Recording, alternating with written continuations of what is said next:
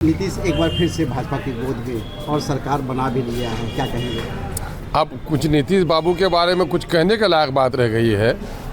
गिरगिट जो रंग बदलता है तो गिरगिट से भी वो आगे बढ़ गए रंग बदलने में। तो अब उनके बारे में कहने की क्या ज़रूरत है। जो शख्स अपनी ज़बान पे कायम नहीं रहता हो, जो कहता हो मर जाएंगे मिट जाएंगे बीजेपी में नहीं जाएंगे, है ना, ज़िंदगी भर बीजेपी में नहीं जाएंगे, जिनके जुमलों का कोई एतबार नहीं, उसका नाम नीतीश कुमार है।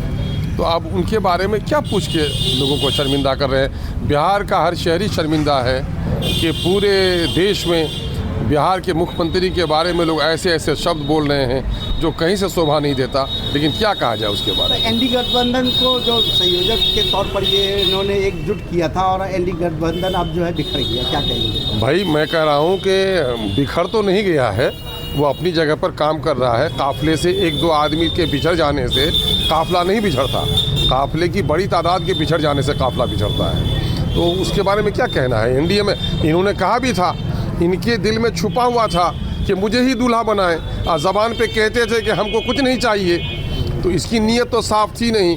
अब ये दिल से गए हैं कि मजबूरी में गए हैं बीजेपी में, ये तो वक्त ही बताएगा। वैसे अब की बार ये शायद कुछ नादिम से हैं, शर्मिंदा से हैं, है ना।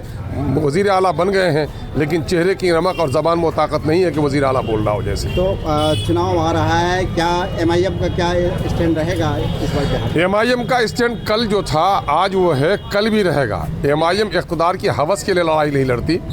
एमआईएम बिहार समेत मुल्क के दीगर दूसरे हिस्सों में अदल व इंसाफ के क़याम के लिए लड़ाई लड़ती है, महरूम तबक़ात को उसको हक़ दिलाने के लिए लड़ती है, और इस देश के दस्तूर, आइन और संविधान के मुताबिक राज्य और देश चले उसकी लड़ाई लड़ती है।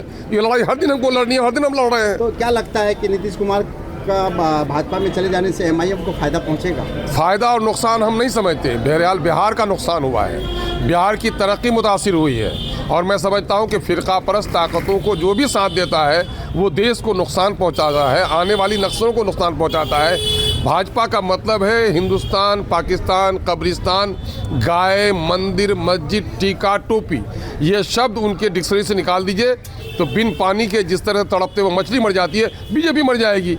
ये गए हैं उसी को करने के लिए। मॉब लिंचिंग्स जहाँ हो रहे हों, जहाँ बुलडोजर लगाया जा रहा हो, जहाँ मंदिर मस्जिद के नाम पर लोगों को दूरी की जा रही हो, जहाँ फसादात करके लोगों के सीने चौड़े हो जाते हों, ऐसे लोगों के साथ अगर कोई बैठ जाता है तो मैं समझता हूँ कि इससे बड़ा अपराध क्या होगा।